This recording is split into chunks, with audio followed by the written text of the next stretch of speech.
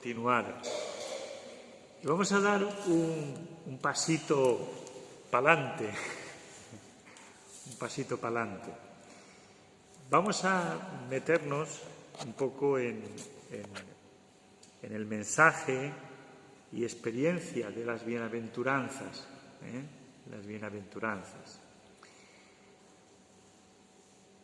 La primera página de la enseñanza de Jesús en el Evangelio de Mateo es el Sermón de la Montaña.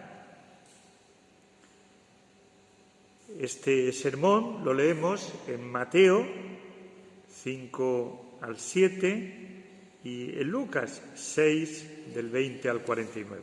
Bien,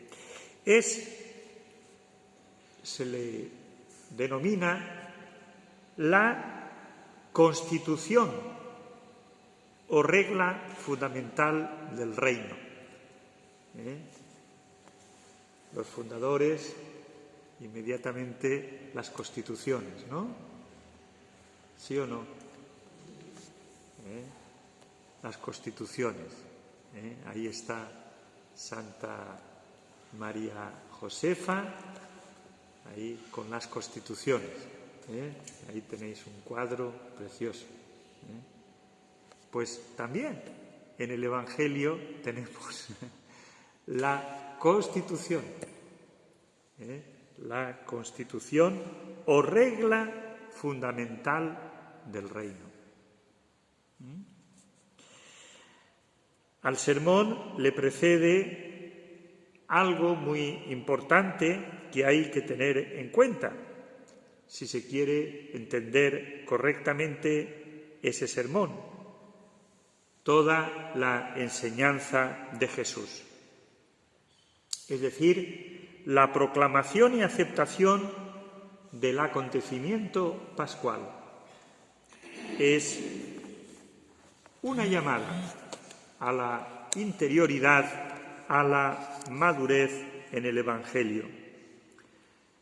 Porque Jesús siempre será el modelo de hombre perfecto, el ejemplo de hombre perfecto. Por eso le miramos a él y le miramos en su enseñanza, la enseñanza que nos da. Bien, pues hecho este preámbulo, nos encaminamos un poquito a ver la estructura de esta regla fundamental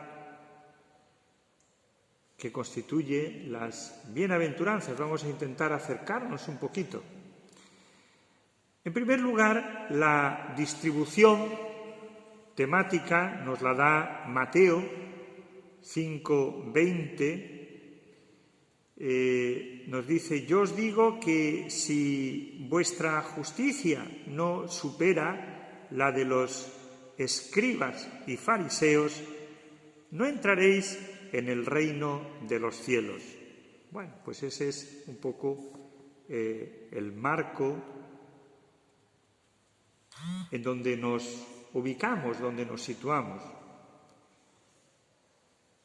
Escribas, fariseos, discípulos de Jesús.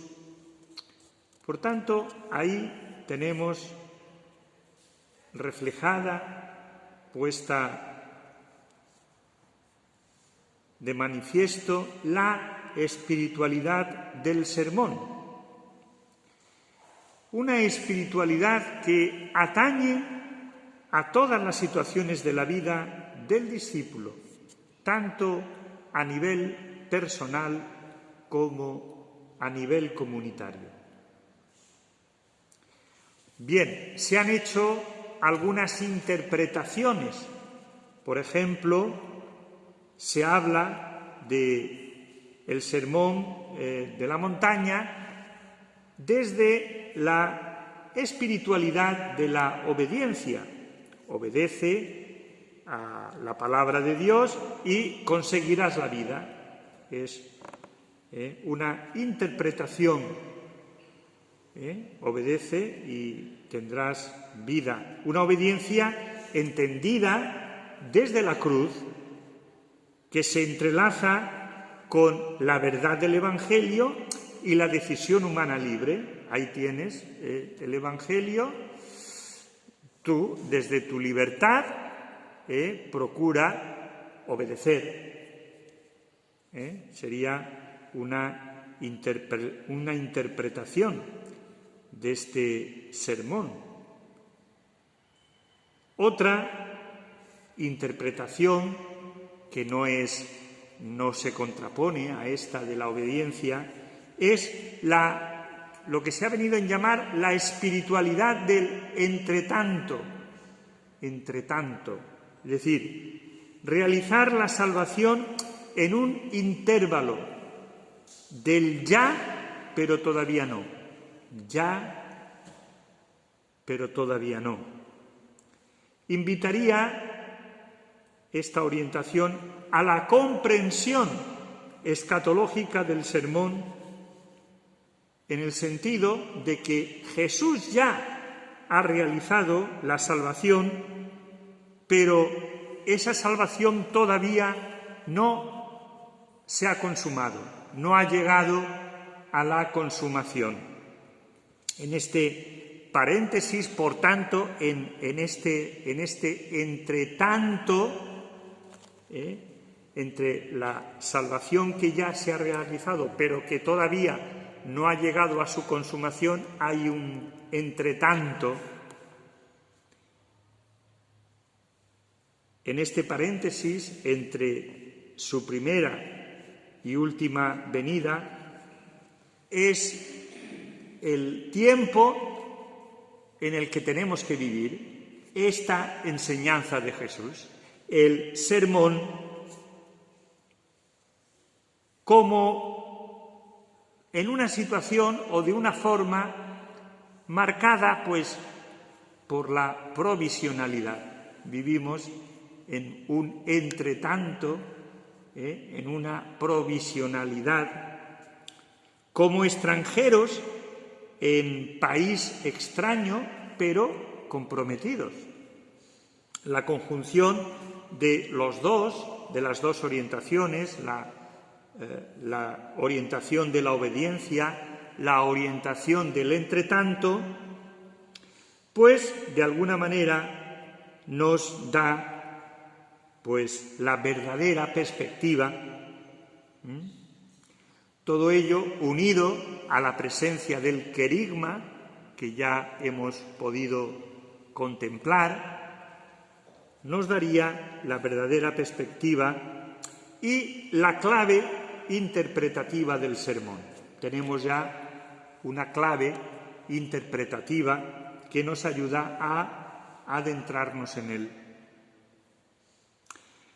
La tónica general del sermón, como hemos dicho, es la que se nos indica en Mateo 5:20. Os digo que si no sois mejores que los maestros de la ley y los fariseos, no entraréis en el reino de los cielos. Esa es la tónica general de todo el sermón, el nivel en el que se nos intenta situar para, desde ahí, dar el pistoletazo de salida, de manera que si nos perdiéramos en algún momento, ahí es a donde habría que regresar.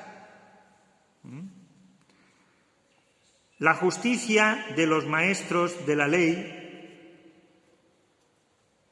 por una parte, los maestros de la ley son teólogos que interpretan y conocen muy bien la ley, pero no la viven. Luego, ahí está. Ese sería un extremo. El otro sería la justicia de los fariseos. ¿Qué les pasa a los fariseos? Pues que cumplen meticulosamente la ley en sus más mínimos preceptos, pero olvidan lo más importante, que es el amor a Dios y al prójimo, manifestado en la misericordia. Pues entre esos dos extremos, Jesús nos exhorta vivamente para que optemos por una actitud frente a Dios y frente a los hombres radicalmente distinta. Se nos pide algo totalmente distinto, ni lo uno ni lo otro. Pues habrá que ver, ¿no? Habrá que ver. ¿Y eso cómo? Pues viviendo el seguimiento de Jesús. Si quieres seguirme, pues vamos a ver. Viviendo el seguimiento de Jesús en la cruz, en la resurrección, ya lo hemos visto. Sin esta referencia imprescindible y permanente es imposible vivir lo que Jesús propone en este sermón. Es, pues, el sermón como hemos dicho, un programa base o un referente vivo para todo aquel que se considere discípulo, todo aquel que quiera seguir a Jesús. Ahí tenemos textos que nos pueden ayudar. Amad a vuestros enemigos, rogad por los que os persigan, para que seáis hijos de vuestro Padre celestial, que hace salir su sol sobre malos y buenos y llover sobre justos e injustos. Vosotros sed perfectos, como es perfecto vuestro Padre celestial.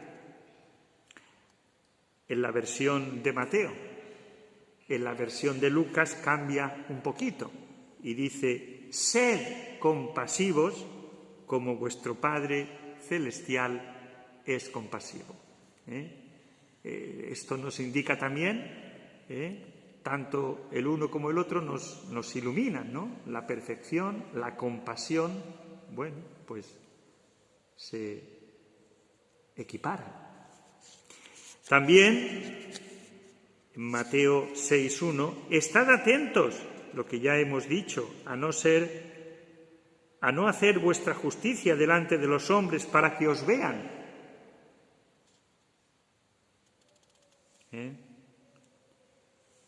Lo comentábamos ayer, ¿verdad?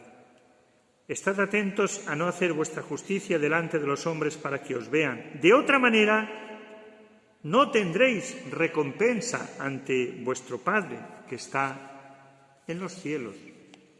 ¿Veis? Estamos ante una justicia distinta a la de los escribas y a la de los fariseos.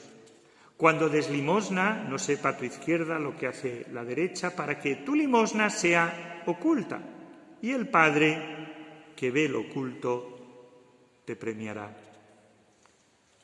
Cuando ores, entra en tu cámara y cerrada la puerta, ora a tu Padre que está en lo secreto, y tu Padre que ve en lo escondido te recompensará. Bien. Por tanto, ese es el marco, el contexto, la situación desde la que afrontamos la enseñanza, los prenotandos. Por tanto, las bienaventuranzas son el pórtico de entrada a todo el Sermón de la Montaña. Si habéis ido a Santiago de Compostela o habéis visto la foto del pórtico de la gloria, pues allí, ¿veis? Si esto es así, ¿qué habrá dentro, no? Uno dice, ¿no?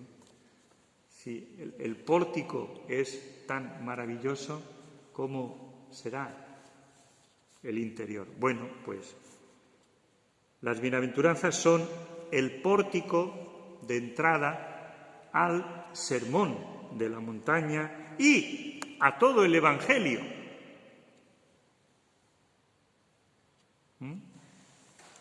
Son ellas mismas puro Evangelio. Si exprimimos el Evangelio, sacamos el jugo, todo su jugo, pues tenemos las bienaventuranzas. Con ellas Jesús sale al encuentro de las preocupaciones, anhelos, aspiraciones más profundos del hombre. ¿Y qué es lo que deseamos todos? ¿Qué deseamos? A saber. Pues sí que lo sabemos, ser felices, ¿no? Todos deseamos la felicidad, pues eso es lo que nos manifiesta también las bienaventuranzas. Por tanto, son para nosotros, son para toda persona, toda mujer, todo hombre, de aquí y de ahora, valen para aquí y para ahora. No son algo que pertenece al pasado, algo trasnochado, no, son para nosotros. Las bienaventuranzas es objetivamente la posesión plena, definitiva y total de Dios como sumo bien y fuente de felicidad para el hombre. Dinámicamente es una bendición. Es decir, lo más exquisito que Dios puede ofrecer al hombre, lo más exquisito, lo mejor que Dios nos puede dar, la bienaventuranza, la bendición.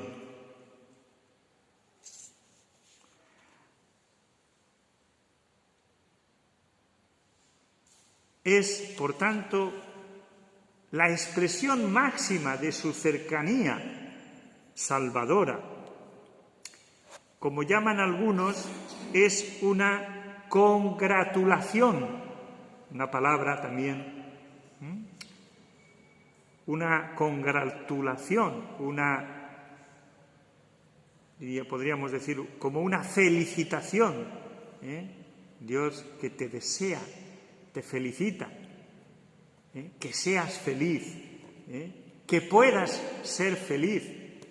Dios desea tu felicidad, que seas plenamente feliz. Oye, esto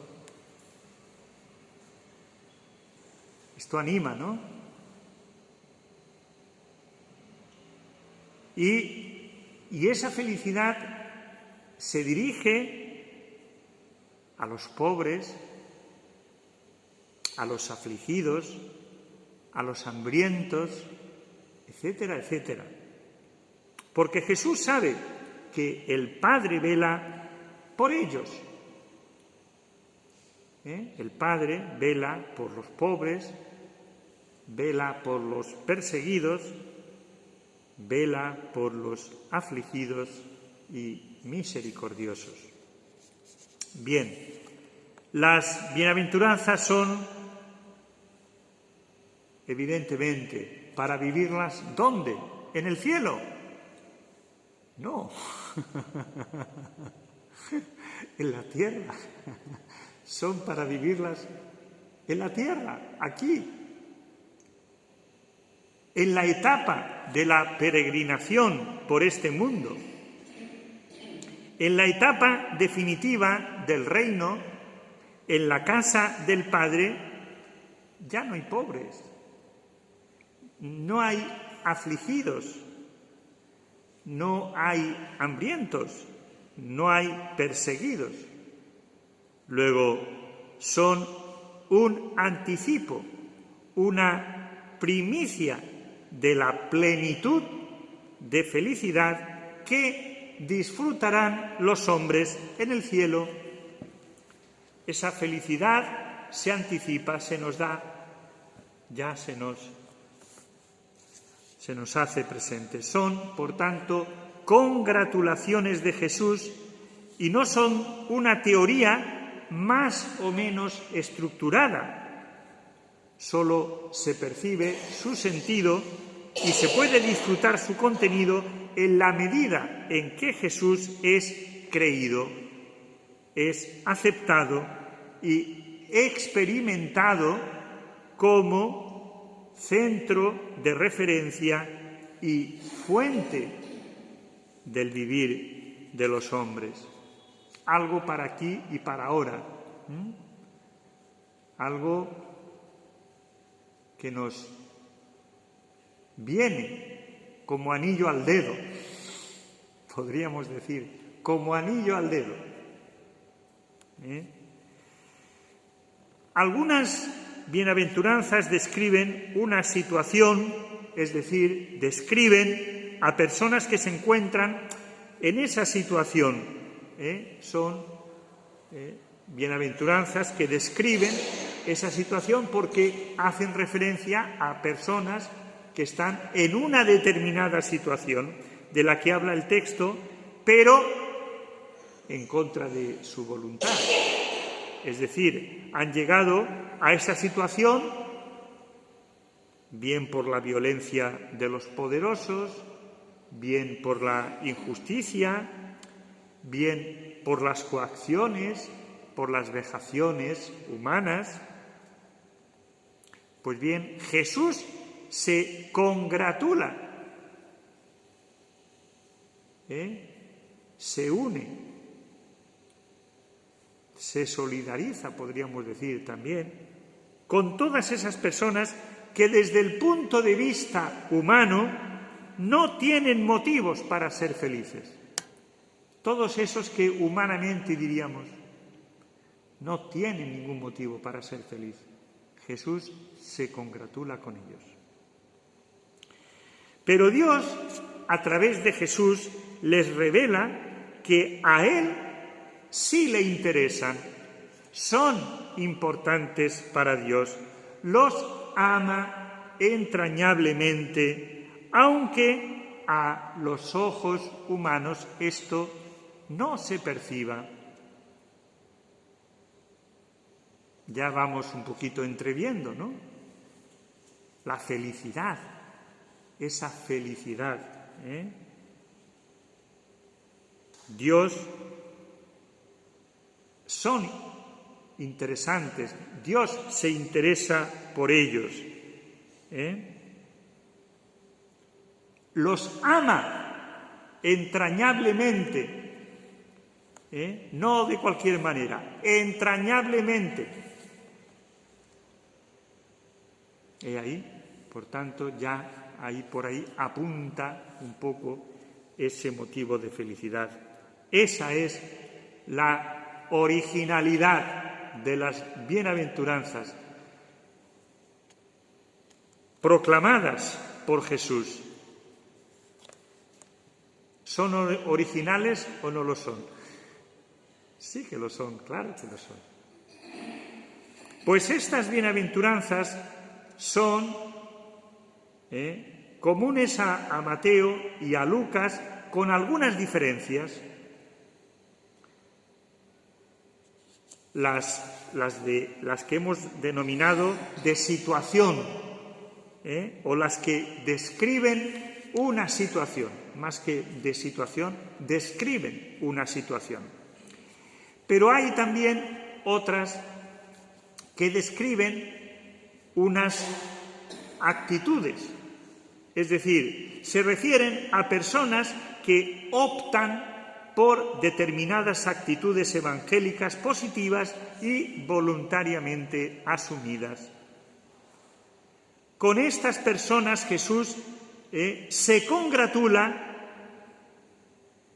se solidariza, se felicita, porque imitan a Dios en la misericordia, imitan a Dios en la dulzura, imitan a Dios en el amor, en la paz, etc. Y estas bienaventuranzas son propias de Mateo. En cambio, Lucas añade 4 imprecaciones o llamadas también malaventuranzas, como contraste radical con las bienaventuranzas, que no las tiene Mateo, en cambio sí que las tiene Lucas. Bien, ¿cuáles son esas bienaventuranzas de hecho, de situación? ¿Cuáles son? Pues primero nos fijamos en Mateo, que tiene esas que son de hecho o de situación. Dichosos los pobres de espíritu. Mejor dicho, dicen que el contenido profundo de esta bienaventuranza es los que eligen ser pobres.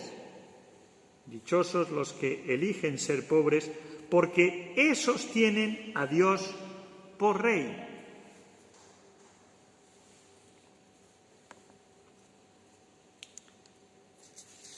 Bien, la segunda no es de situación, sino de actitudes, y es dichosos los no violentos, también los mansos. La palabra manso quizá no es así no suena muy bien. Dichosos los no violentos, porque esos van a heredar la tierra. La tercera de Mateo sí que es de situación. Dichosos los que lloran, dichosos los que sufren, porque ellos serán consolados. O quizá mejor, Dios es su consuelo. Tendríamos que decir, dichosos los que sufren, porque Dios es su consuelo. ¿Brota la felicidad? ¿Sí? ¿Va apareciendo?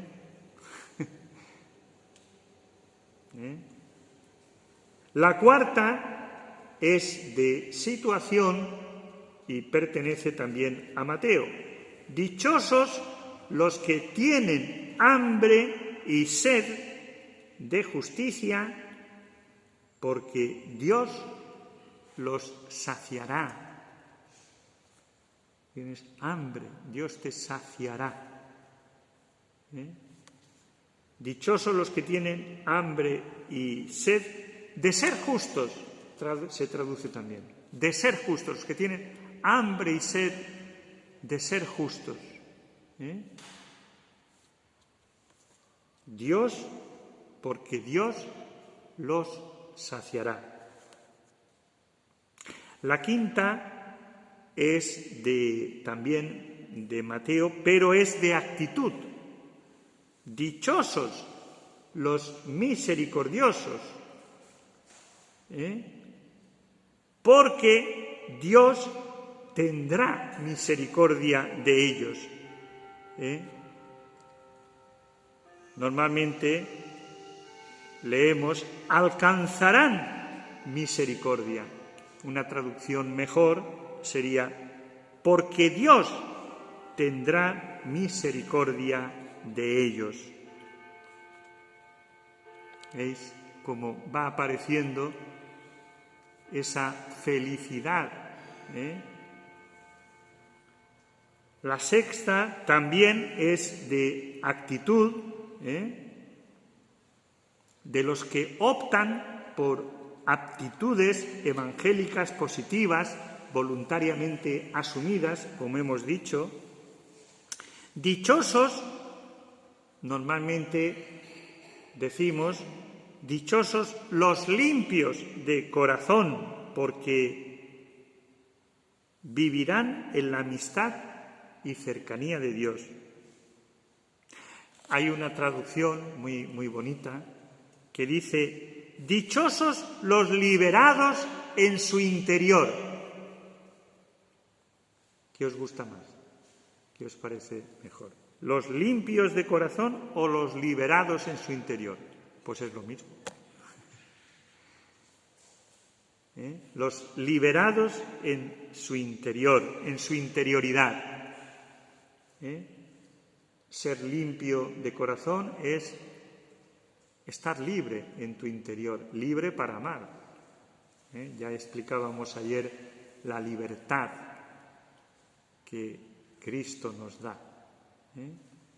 Dichosa, tú que eres libre en tu interioridad para poder amar como Jesús ama.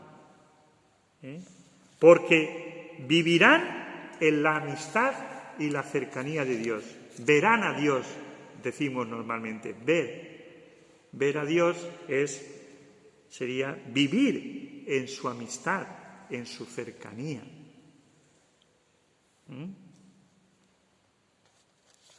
La séptima es también de actitud, insistimos, actitudes evangélicas, positivas, voluntariamente asumidas. Dichosos los que trabajan por la paz. Normalmente decimos, porque serán llamados hijos de Dios. Una traducción un poquito más lograda: dichosos los que trabajan por la paz, porque a esos los va a llamar Dios hijos suyos. Bien. Muy bien. Ahí tenemos las de Mateo, divididas en bienaventuranzas de situación y bienaventuranzas de actitudes.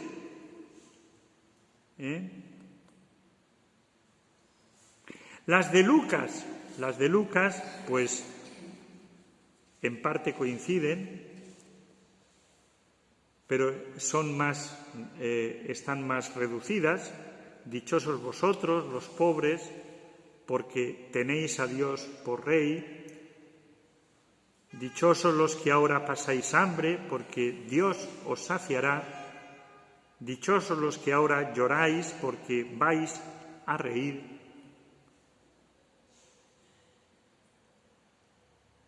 Dichosos vosotros cuando os odien los hombres y os expulsen y os insulten y propalen mala fama de vosotros por causa del Hijo del Hombre.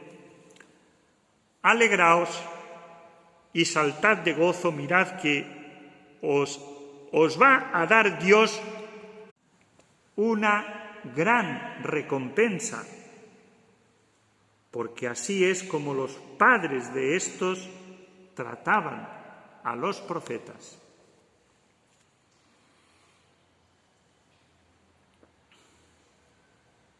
Ya, y ahí esas son las de Lucas. Normalmente las que conocemos y las que oímos normalmente son las de Mateo.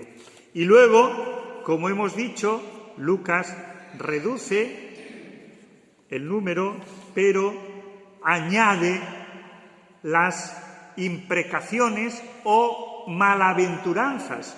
Pero ay de vosotros los ricos, porque ya tenéis vuestro consuelo. Ay de vosotros los que ahora estáis saciados, porque vais a pasar hambre.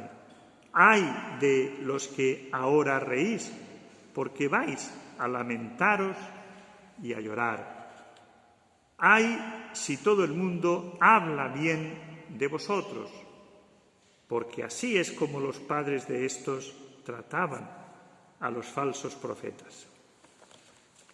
Bien, ahí tenemos, por tanto, de una forma esquemática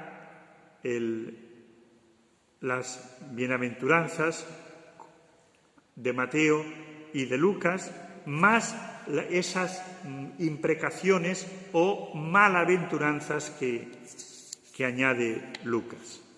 Muy bien.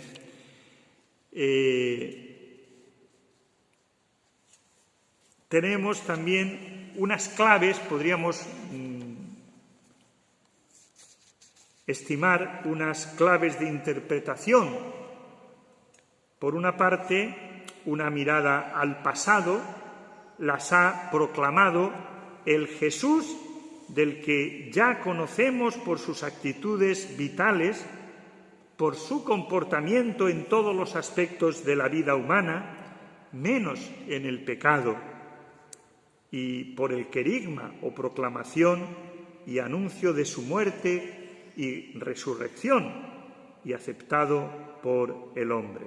Jesús, que ha compartido y ha asumido todos los sufrimientos humanos, ha venido a anunciar la salvación a los pobres, a los cautivos, a los marginados de la sociedad. Él sabe de nuestros sufrimientos en todos los órdenes y los ha asumido. Por eso puede proclamar con autoridad las bienaventuranzas, especialmente las de hecho, los pobres, los hambrientos, los afligidos, los perseguidos. Por tanto, una mirada al pasado, a Jesús, que ha vivido esto, que lo ha hecho suyo, que lo ha experimentado, que lo ha llevado a la práctica. Él ha vivido estas situaciones que habla las bienaventuranzas, él las ha vivido, ¿no? Las ha experimentado. Una mirada al presente. Es necesario aceptar y experimentar con todo realismo nuestra historia personal, la historia de cada uno, con todo su realismo, la historia personal, la historia comunitaria, la de nuestros hermanos y hermanas dispersos por el mundo, asumir esta historia con todos sus sufrimientos, con todas sus carencias. Ahí está la gran novedad de Jesús, aceptar nuestra vida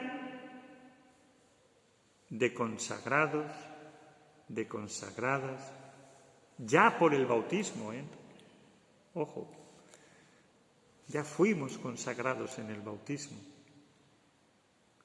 Aceptar nuestra vida de consagrados, de consagradas, radicalmente al Evangelio, con sus miedos, con zozobras, con interrogantes, con dudas. Y en esa realidad, en esa sopa, ahí descubrir el frescor del Evangelio. ¡Paf! De pronto, ¡uy! Si está el Evangelio aquí. Si me estoy topando con el Evangelio, si están aquí las bienaventuranzas, si en medio de este potaje están las bienaventuranzas, está el Evangelio con toda su fuerza, con toda su frescura, y yo casi va y me lo pierdo. angustiado por esto, por aquello, por lo demás aquí, por lo demás allá.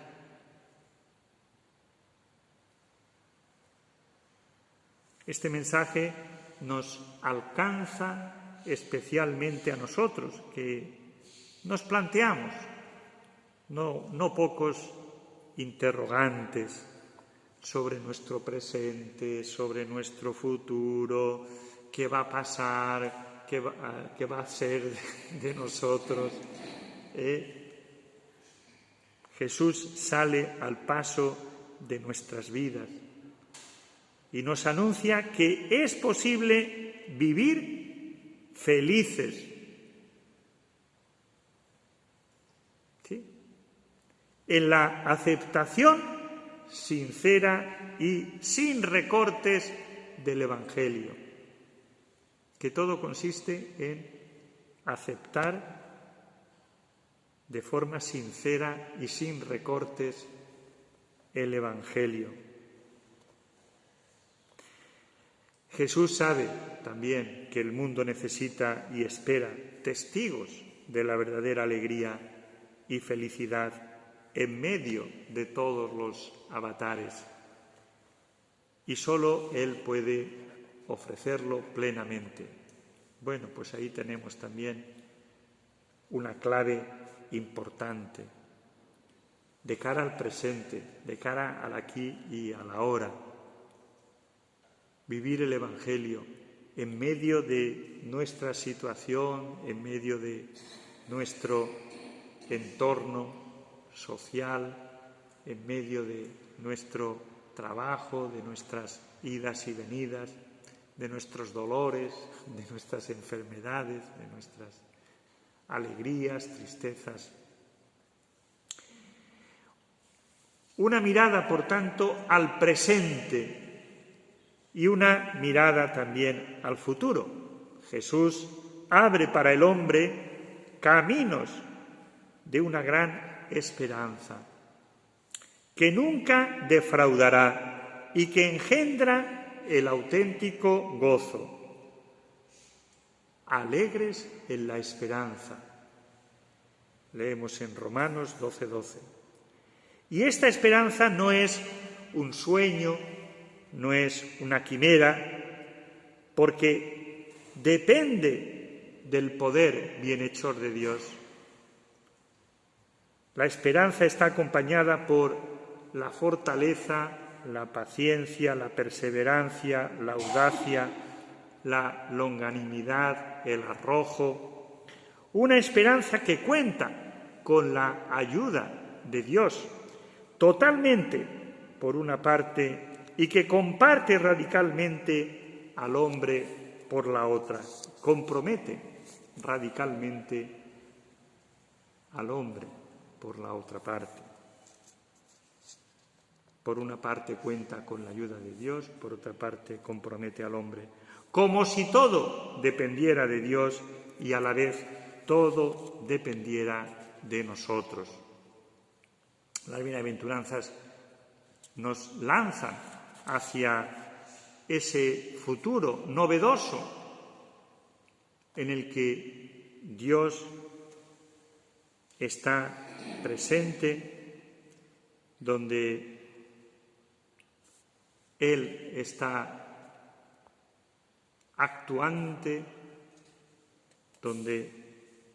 desde donde Él nos llama, como si todo dependiera de Él y a la vez todo dependiera de nosotros.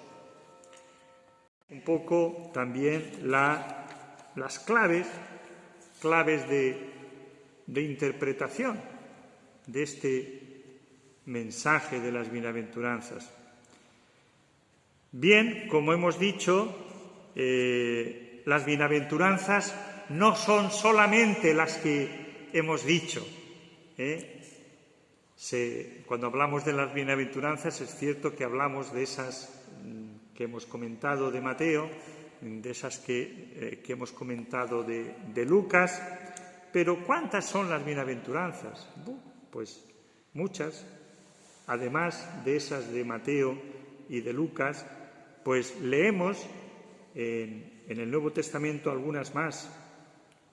En realidad hay tantas bienaventuranzas cuantas se necesiten. Cuantas se necesiten para ser realmente felices a pesar de la situación dolorosa, de contraste, desconcertante en que nos podamos encontrar. Qué hermoso es esto también, ¿no? Y qué interesante. Cuando amas a Dios, cuando te encuentras con Él, cualquier situación que vivas se convierte en bienaventuranza. Por ejemplo, ahí tenemos en Lucas 1:45. Dichosa tú que has creído, porque se cumplirán las cosas que te ha dicho el Señor. Es una bienaventuranza. Dichosa tú que has creído, porque se cumplirán las cosas que te ha dicho el Señor. Esta bienaventuranza no está en las que hemos comentado. También, dichoso aquel siervo a quien el Señor, cuando llegue, encuentre velando. Pues también es una bienaventuranza que está en el Evangelio. O serás dichoso porque no te podrán corresponder, pero se te recompensará cuando llegue la resurrección de los justos. Fijaros si uno va viendo las que aparecen. Dichosos los que escuchan la palabra de Dios y la realizan. Dichoso eres, Simón, porque eso no te lo ha revelado ni la carne ni la sangre, sino el Padre que está en los cielos. Dichoso, feliz tú, Simón. ¿Veis? Oye, que hay más bienaventuranzas de las que nos imaginábamos. Y hay más, Sabiendo estas cosas, seréis dichosos si las ponéis en práctica. Dichosos los que crean sin haber visto. Hay más felicidad en dar que en recibir. ¿Es un mensaje de felicidad? ¿Sí o sí? ¿Sí o sí?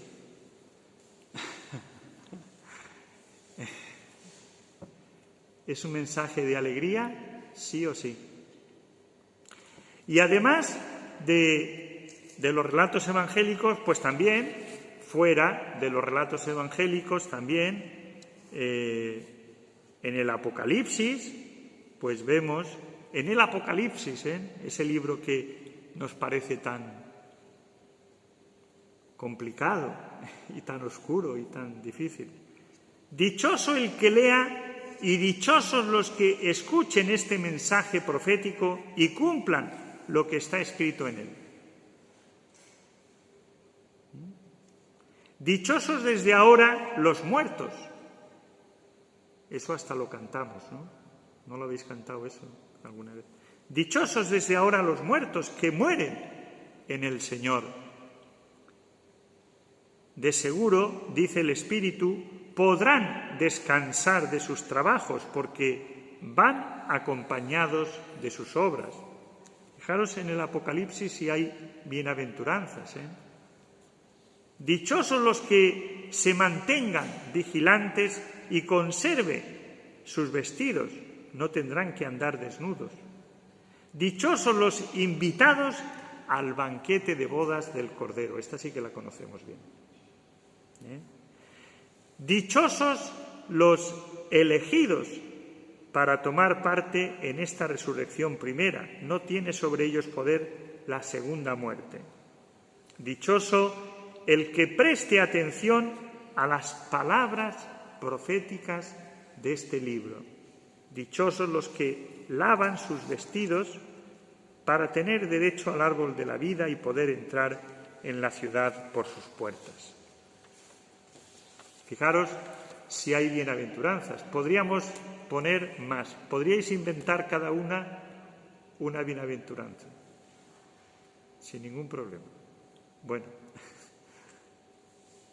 sería también un bonito ejercicio. Bien, ¿os parece un poco cómo es, por dónde va el mensaje evangélico? ¿Cuál es su contenido profundo? Si entramos por el Evangelio a través de las bienaventuranzas, realmente es la manera, propiamente es la manera, la forma y la manera de entrar en el Evangelio, ¿no? Por tanto, todo lo que digamos y todo lo que podamos comentar de las bienaventuranzas, pues nos va a resultar enjundioso, nos va a resultar provechoso, incluso nos va a poner en la situación correcta, necesaria para seguir, para conocer, para caminar en el seguimiento de Cristo. Algunas bienaventuranzas, vamos a fijarnos en algunas. Hombre, lo bueno sería verlas todas, ¿no? El mensaje de las bienaventuranzas es para todos, como hemos dicho, pero hay grupos de creyentes que han sido convocados a vivir el Evangelio de un modo peculiar. Para ellos es de un modo peculiar también este mensaje universal de las bienaventuranzas. Los consejos evangélicos, las bienaventuranzas, es cierto, no coinciden. Bienaventuranzas y consejos evangélicos no coinciden en su extensión, en su amplitud. Las bienaventuranzas son más universales que los consejos evangélicos, tienen un campo de acción más amplio, más extenso, pero tanto las bienaventuranzas como los consejos evangélicos son eso, evangélicos, y por tanto son buena noticia y, en consecuencia, son don de Dios. Las bienaventuranzas proporcionan el clima, el medio reconfortante y alentador en la forma de vivir los consejos evangélicos, contemplados y experimentados como una congratulación de Jesús para aquellos que son llamados de forma especial a seguirle. Pues con esta iluminación, con esta perspectiva, con este horizonte que nos ofrecen las bienaventuranzas, podemos entender nuestros consejos evangélicos como una experiencia singular de cruz y de resurrección. Cruz y resurrección. Signo y experiencia de la cruz que conlleva este compromiso de por vida y a la vez una experiencia de gozo desbordante. Luego también tienen que ver con las bienaventuranzas. Nuestros consejos tienen esa doble perspectiva de cruz y de resurrección como las bienaventuranzas. De este modo es como seremos testigos vivos en medio de nuestros hermanos y caminando junto a ellos, pues dar razón, dar noticia de la experiencia del amor de Dios manifestado en la cruz.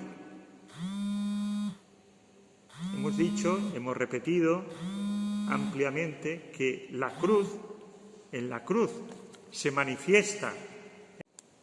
Esto es algo que también nosotros tenemos que expresar, tenemos que manifestar en nuestra vida.